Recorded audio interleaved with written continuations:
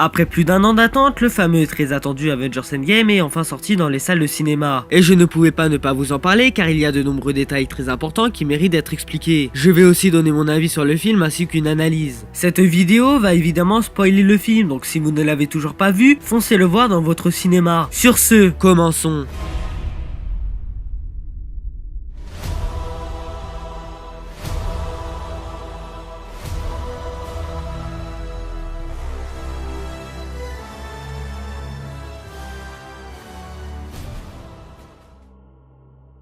Pour commencer, Avengers Endgame est réalisé par les frères Russo qui ont réalisé Captain America 2, Captain America 3 et Avengers Infinity War. Donc on peut dire que Endgame suit quand même une logique scénaristique par rapport aux autres productions. Étant donné que je suis un énorme fan de Marvel et du MCU, j'ai bien évidemment adoré le film malgré quelques défauts. Contrairement à Infinity War, Endgame est le film centré sur les Avengers et non sur Thanos. Donc on suit vraiment les Avengers principaux dans leur mission. C'est quelque chose qui m'avait vraiment déçu lors de mon premier visionnage d'Avengers Infinity War. Mais avec un peu de recul, ça m'a fait vraiment découvrir Thanos et ses motivations. Et c'est quelque chose qui m'a manqué dans ce film. Mais j'y reviendrai tout à l'heure. Enfin bref, ça m'a vraiment fait plaisir de voir un vrai film Avengers. Thanos ayant anéanti la moitié de la population de l'univers, les Avengers avec l'aide de Captain Marvel vont essayer de retrouver le Titan Fou pour le tuer. Ils vont alors découvrir que Thanos a finalement détruit toutes les pierres pour que son acte ne soit pas annulé. De là se passe une ellipse de 5 ans. Jusqu'au jour où Scott Lang alias Ant-Man sortira du monde quantique et expliquera aux Avengers restants qu'il a voyagé dans le temps. Tony va alors trouver un moyen de voyager dans le temps. Et de là se déroule une excursion à travers le Marvel Cinematic Universe. Comme je l'ai dit au début de la vidéo, j'ai adoré le film et il est sans doute un de mes Marvel préférés. Mais pour moi, le plus grand défaut vient principalement du voyage dans le temps et de certaines incohérences dans l'univers. Pour vous donner un exemple, dans Ant-Man and the Wasp, nous apprenions que Janet, la mère de Hope, a vieilli dans le monde quantique pendant près de 30 ans. Alors logiquement, Scott devrait avoir vieilli de 5 ans. Et bah dans le film, non. Et il y en a plein d'autres comme ça. Tout ça pour dire qu'avec le budget et le nombre de personnes qui ont travaillé sur le film, ça fait quand même un peu gros. Avengers Endgame est divisé en 3 parties. La première montre les conséquences du claquement de doigts de Thanos. La deuxième nous montre les Avengers trouvant une solution pour amener tout le monde. Et la troisième est la conclusion du film et des 3 phases du MCU. Personnellement, j'ai adoré la première partie qui nous montre les conséquences du snap de Thanos. Même si dans certains plans, on nous montre des villes entièrement vides alors que ce n'est que 50% de l'humanité qui a disparu,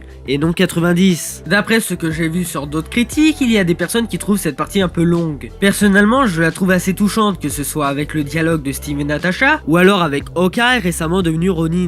Dans la seconde moitié du film, Scott se fera libérer du monde quantique par un rat, et apportera un vrai espoir aux Avengers restants, et expliquera aux Avengers restants qu'il a voyagé dans le temps. Ils construiront les fameux costumes qui avaient leaké il y a quelques mois, et avec une machine à voyager dans le temps. Et à partir de là, nous suivons les Avengers à travers diverses époques à la recherche des pierres d'infinité. La première équipe est celle de Tony, Steve, Hulk et Ant-Man, et se doit d'aller chercher le sceptre de Loki, le Tesseract ainsi que la pierre du temps en 2012 lors de la bataille de New York. Cette deuxième partie est très réussite et nous permet d'en apprendre un peu plus sur le MCU, comme comment l'organisation Hydra ont obtenu le sceptre de Loki. Certaines scènes font aussi référence à celles d'autres films, comme celle de l'ascenseur qui est un clin d'œil à celle de Captain America 2, le soldat de l'hiver. Pendant que Captain se bat avec lui-même, nous suivons Bruce alias Hulk, ou plus récemment devenu professeur Hulk, à la conquête de la pierre du temps. Un moyen de retrouver l'ancien que nous n'avions pas revu depuis Doctor Strange. Elle lui explique qu'elle ne peut lui donner la gemme car ça risquerait de créer des futurs alternatifs et qu'il n'aurait désormais aucun moyen de défendre la Terre des menaces qui l'entourent. Bruce fait alors référence au plan que Doctor Strange avait mis en place à la fin d'Infinity War. L'ancien prend vite conscience de la menace qui est arrivée dans le futur et lui confia finalement la pierre du temps. Pour revenir à Steve et Tony, suite à de nombreux imprévus, Loki s'est finalement emparé du Tesseract pour s'enfuir. Ces derniers doivent finalement se rendre en 1970 dans le camp militaire de Steve pour récupérer le Tesseract avant qu'il ne soit congelé dans l'océan Antarctique. Tony aperçoit alors son père qui était encore en vie à cette époque. Une rencontre qui est très touchante puisque Tony a eu une relation assez compliquée avec lui dans le passé. Une manière de placer quelques éléments de la série Agent Carter pour prouver que certaines séries sont encore connectées avec les films. Comme le majordome Jarvis qui deviendra plus tard l'intelligence artificielle que Tony et Bruce introduiront dans Vision. La deuxième équipe est composée de Nebula, War Machine, Black Widow et Hawkeye. Elle est divisée en 2 groupes. Le premier est celui de Nebula et Rhodes et vont chercher la pierre du pouvoir sur Morag. Clint et Natasha doivent aller chercher la pierre de l'âme sur Vormir. Comme nous l'avions vu dans Infinity War, la pierre de l'âme exige un sacrifice. Une âme contre une âme. Natasha et Clint se disputèrent alors pour savoir qui de deux se sacrifiera. Finalement, ce sera Hawkeye qui récupérera la pierre de l'âme, laissant Natasha prisonnière de la gemme. Une scène marquante mais assez ressemblante à celle d'Infinity War à quelques détails près. J'ai quand même préféré le sacrifice de Gamora, qui était pour ma part plus touchant. J'aurais aussi bien aimé voir l'âme de Natasha lors du claquement de doigts de Hulk. Mais bon, Rocket et Thor forment la troisième et dernière équipe et doivent se rendre en 2013 sur Asgard pour aller chercher l'éther qui était encore dans le corps de Jane Foster. Un moyen de retrouver l'actrice Natalie Portman que nous n'avions pas vue depuis Thor le monde des ténèbres. Tout se passe jusqu'à là très bien, mais ce qu'ils ne savaient pas, c'est que la Nebula du futur était connectée à celle du passé. Thanos est informé du plan des Avengers.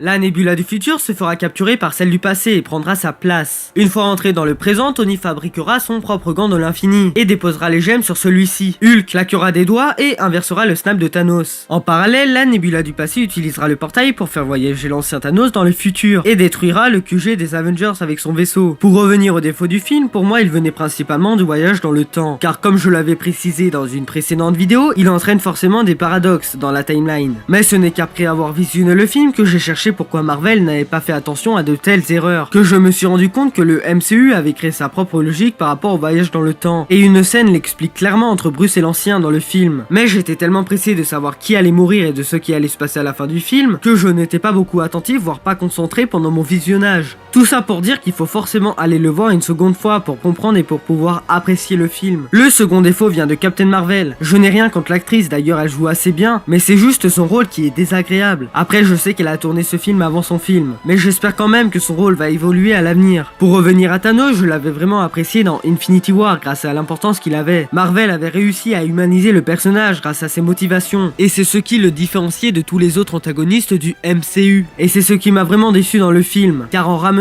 le Thanos du passé, il ramène aussi ses anciennes idées entre guillemets, et donc il n'a pas encore ce côté un peu philosophe et cette faiblesse humaine qu'il avait dans Infinity War, et c'est ce qui le rend banal, mais il reste quand même vraiment badass. Pour finir, comment oublier la fameuse scène finale entre tous les héros du MCU contre l'armée de Thanos? Je pense personnellement que c'est la meilleure scène du Marvel Cinematic Universe. On comprend vite pourquoi Marvel a fait une collaboration avec Fortnite et Audi. Rassembler plus de 30 super-héros dans une même scène devait être tellement compliqué, mais pour un tel résultat, ça valait le coup.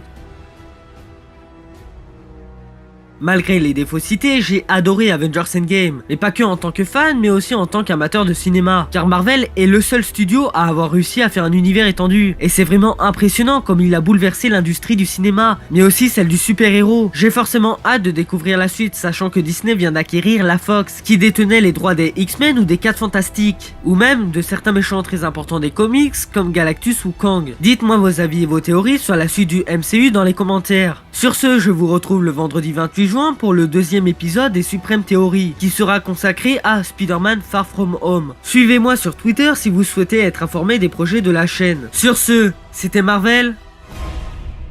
À la prochaine.